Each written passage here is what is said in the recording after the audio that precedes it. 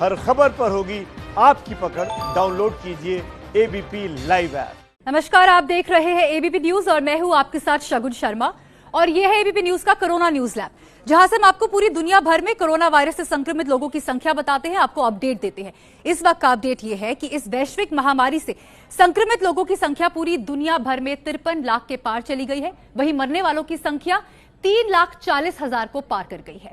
देखिए, ये आंकड़े बताने का मतलब आपको डराना नहीं है, आपको सावधान करना है। अब आपको अलग अलग देशों के आंकड़े बताते हैं कि किस देश में ये संक्रमण कहां तक फैला है। सबसे पहले शुरुआत करते हैं यूनाइटेड स्टेट्स ऑफ अमेरिका से। यहां पे मरीज 16,45,000 के पार चले गए हैं। वहीं मरने वालों की संख्या 97,000 से ज्यादा है।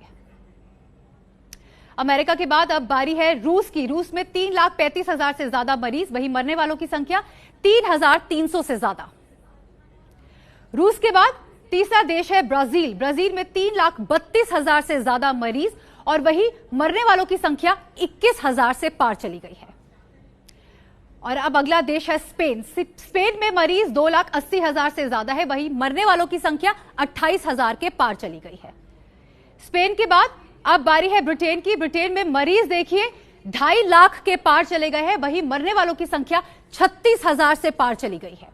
और अब बात कर लेते हैं अपने देश भारत की। देखिए, भारत में कोरोना के कुल 1,25,101 केस सामने आए हैं, जिसमें से 3,720 लोग उन लोगों की जान चली गई है, जबकि 51,784 लोग ठीक भी हुए हैं। मैं फिर से आपको बोलूंगी, यह आंकड़े बताने का मतलब आपको डराना नहीं है। देखिए, इस वैश्विक महामारी की कोई वैक्सीन नहीं बनी है अब तक। सिर्फ इससे एक चीज से बचा जा सकता है और वो है सोशल डिस्टेंसिंग। और अब आप कोरोना वायरस से जुड़ी 25 तस्वीरें देखिए। कोरोना महामारी के चलते दुनिया भर में ईद के त्योहार का रंग फीका दिख रहा है। कुछ ऐसा ही हाल पवित्र शहर यरूशलेम का भी है, जहां ईद के मद्देनजर कई प्रतिबंध हटा लिए गए हैं, लेकिन खरीदारी को लेकर लोगों में उत्साह नहीं दिख रहा। इस्लाम का तीसरा सबसे पवित्र स्थल अल-अक्सा मस्जिद परिसर ईद के मौके पर भी बंद रहेगा। हालांकि कुछ लोग मस्जिद के बाहर ही नमाज अदा कर रहे हैं। ईद का त्योहार होने के बावजूद बाजारों में लोग काफी कम दिख रहे हैं। साथ ही भीड़ भाड़ को रोकने के लिए यहाँ सुरक्षा बलों की भी तैनाती की गई है। इजराइल में अब तक कोरोना के संक्रमण के कुल 16,690 मामले सामने आ चुके हैं, जबकि इस वायरस से 279 लोगों की मौत हुई है। रमजान के आखिरी शुक्रवार को हुई अलविदा की नमाज। ये तस्वीरें पड़ोसी देश बांग्लादेश की राजधानी ढाका की है, जहां लोग दूरी बनाकर और मास्क पहनकर नमाज अदा कर रहे हैं। कोरोना के कहर ने बांग्लादेश में ईद के रंग को फीका कर दिया है। तमाम सारे लोग घर में ही रहते हुए ईद का त्योहार मनाने की तैयारी कर रहे हैं। हालांकि तमाम कामगार ऐसे भी हैं जो इस मौके पर किसी भी तरह अपने घरों को जाने की कोशिश में लगे हुए हैं।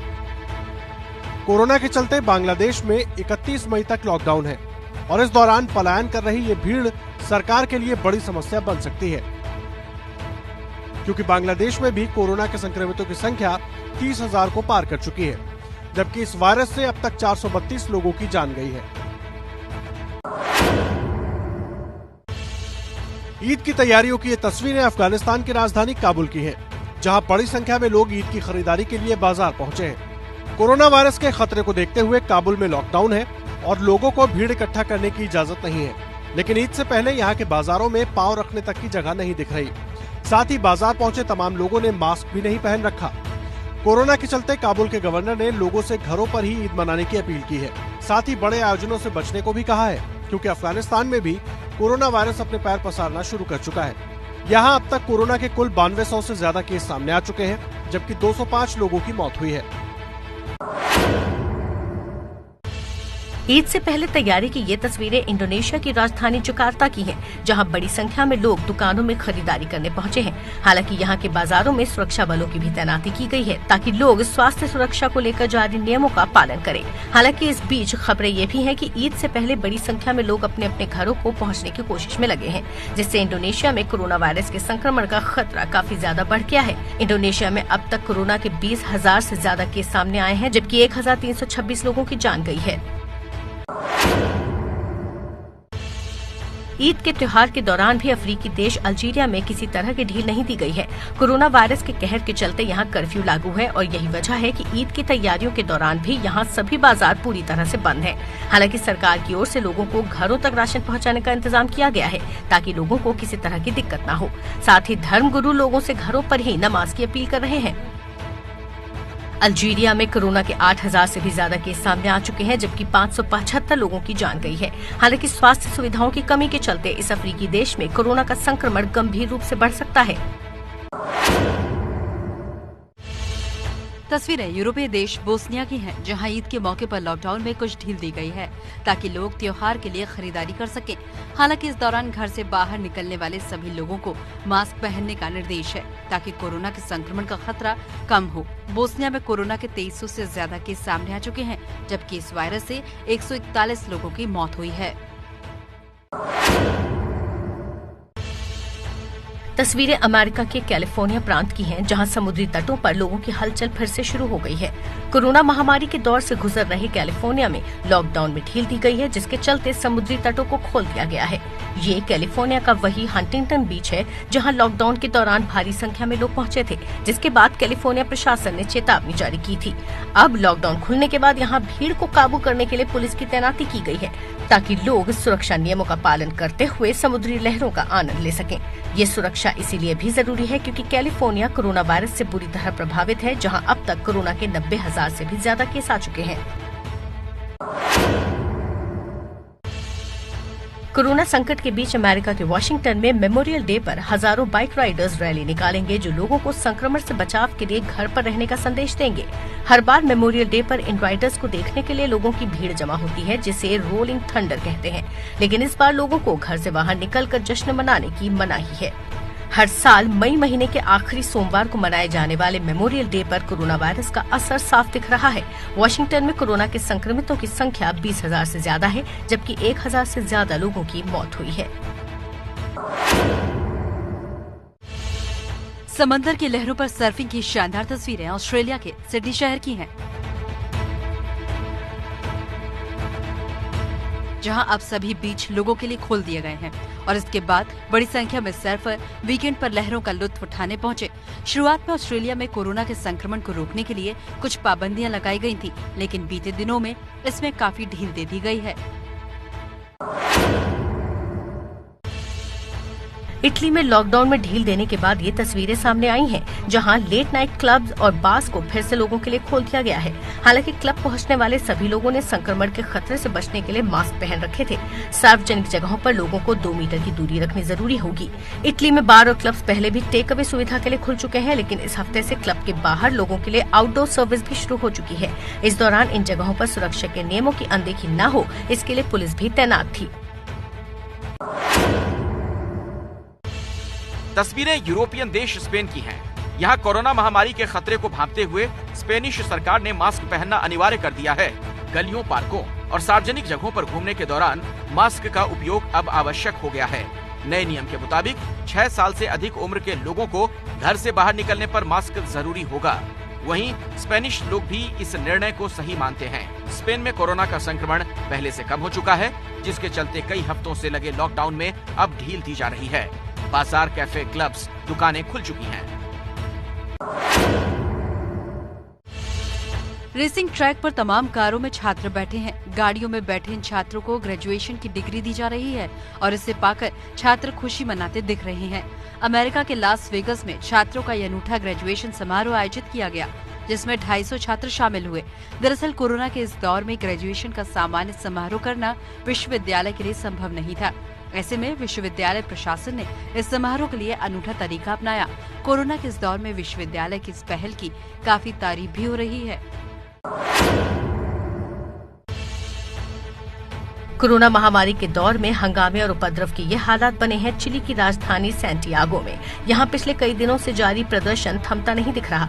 कुछ जगहों पर प्रदर्शन के बाद लोगों ने सड़कों पर ही आगजनी भी की। प्रदर्शनकारी को काबू में करने के लिए पुलिस को बल प्रयोग करना पड़ा और पुलिस ने वाटर कैनन्स का भी इस्तेमाल किया। प्रदर्शन कर रहे लोग कोरोना वायरस की मार के चलते बेरोजगार हो गए हैं, न ही खाना है और कई लोग पैसा न होने की वजह से बेघर हो गए हैं। ऐसे में ये लोग लॉकडाउन के बीच सड़क पर उतर आए और जमकर प्रदर्शन करने लगे। प्रदर्शनकारी प्रशासन से मदद और खाने के सामान की मांग कर रहे थे। देश में लगातार हो रहे प्रदर्शन के बीच चिली ने फूड डिस्ट्रीब्यूशन प्रोग्राम शुरू कर दिए हैं, जिसके तहत गरीब और जरूरतमंद लोगों को खाने के पैकेट दिए जाएंगे।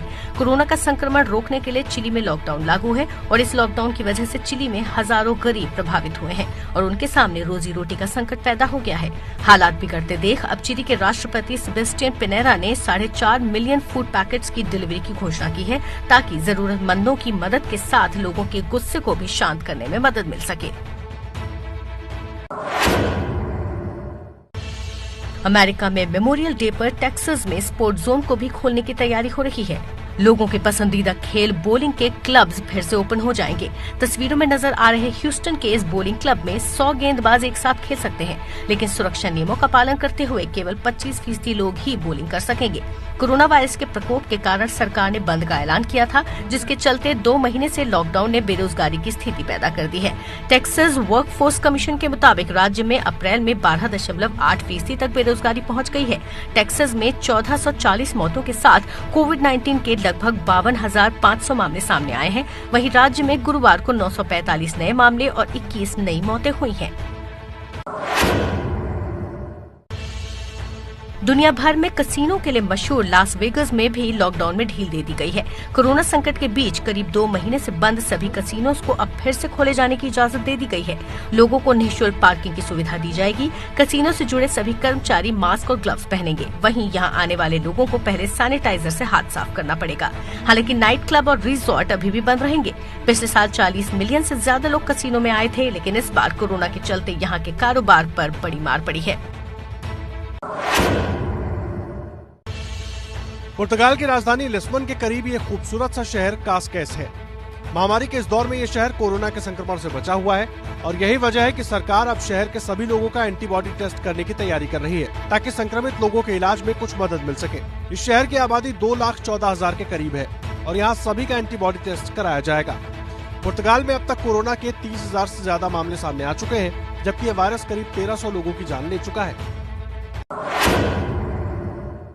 कोरोना वायरस से संक्रमण के मामलों में अमेरिका के बाद ब्राजील दुनिया का तीसरा सबसे ज्यादा प्रभावित देश बन गया है।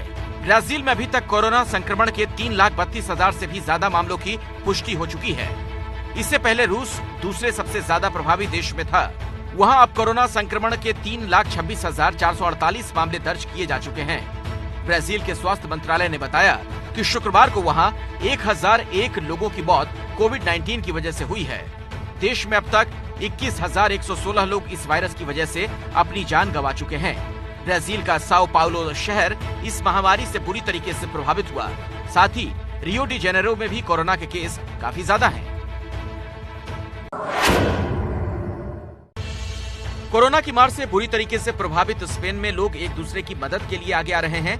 तस्वीरें स्पेन की राजधानी मैड्रिड के एक बाजार की हैं, जहां सड़कों पर फूड के पैकेट रखे गए हैं, जिन्हें जरूरतमंद लोगों के बीच बांटा जा रहा है। कोरोना के चलते स्पेन में काफी लोग बेरोजगार हो गए। मुश्किल भरे वक्त में ऐसे लोगों की मदद के लिए ये फूड बैंक तैयार किया गया है। इस फूड बैंक को लोगों का अच्छा समर्थन मिल रहा है। शुरुआत के साथ ही इस फूड बैंक से 600 लोग जुड़ भी चुके हैं। स्पेन में कोरोना के 2,81,000 से भी ज्यादा केस सामने आ चुके हैं और देश में लगाए गए लॉकडाउन के चलते करीब 4 लाख लोग अपना कामकाज गंवा चुके हैं। पेरू में 2 महीने से लॉकडाउन के बावजूद कोरोना संक्रमण के मामले कम होते हुए नहीं दिख रहे। हालांकि इस बीच वहां लॉकडाउन की शर्तों में कुछ ढील दी गई थी। अब सरकार ने कहा है कि पेरू में आपातकाल के प्रावधान जून के आखिर तक लागू रहेंगे। लैटिन अमेरिका का पेरू कोरोना से दूसरा सबसे ज्यादा प्रभावित देश है। आधिकारिक आंकड़ों के मुताबिक पेरू में अब तक कोरोना के 1,11,000 से भी ज्यादा केस सामने आ चुके हैं, जबकि 3,244 लोगों की जान गई है। तमाम उपायों के बावजूद यहाँ कोरोना का संक्रमण कम नहीं हो रहा। ब्राजील के साओ पाउलो प्रशासन ने कोरोना के बढ़ते मरीजों के इलाज के लिए शहर के सबसे बड़े इलाके हेलीपोलिस में एक नया फील्ड अस्पताल खोला है। इस इलाके में ही कोरोना से 65 लोगों की मौत हो चुकी है, जबकि देश में 24 घंटे में 1,188 मौतें हो चुकी हैं। महामारी के बढ़ते प्रकोप के कारण सामुदायिक संस्था CUFA ने 600 से अधिक रसोई गैस लोगों को बांटे। सड़क पर लोगों के बीच पहुंचे ये तंजानिया के राष्ट्रपति जॉन मागुफुली हैं, जो कोरोना के इस संकट काल में भी बिल्कुल बेफिक्र नजर आ रहे हैं। बीते दिनों राष्ट्रपति जॉन मागुफुली ने अपने बयान में कहा था कि प्रार्थनाओं के जरिए यहाँ कोरोना पर काबू पा लिया गया है और अब भी वो महामारी से निपटने के लिए इन्हीं प्रार्थनाओं के भरोसे हैं। यहाँ के बाजारों में भारी भीड़ है और लोग अपने स्तर पर ही सुरक्षा कर रहे हैं। तंजानिया में अभी कोरोना के 500 केस हैं। हालांकि ऐसी लापरवाही से कभी भी हालात बेकाबू हो सकते हैं। कोरोना का ये संकट काल प्रवासियों के लिए भी बड़ी मुसीबत लेकर आया है। तस्वीर चिली की राजधानी सेंटियागो की है, जहां वेनेजुएला के दूतावास के बाहर बड़ी संख्या में प्रवासी इकट्ठा हैं। ये सभी प्रवासी वेनेजुएला के रहने वाले हैं, लेकिन कोरोना के चलते सीमा बंद होने की वजह से चिली में ही फंसे हुए हैं। चिली में कोरोना के केस काफी तेजी से बढ़े, ऐसे में ये लोग अपने वतन वापस लौटने की कोशिश में लगे हैं।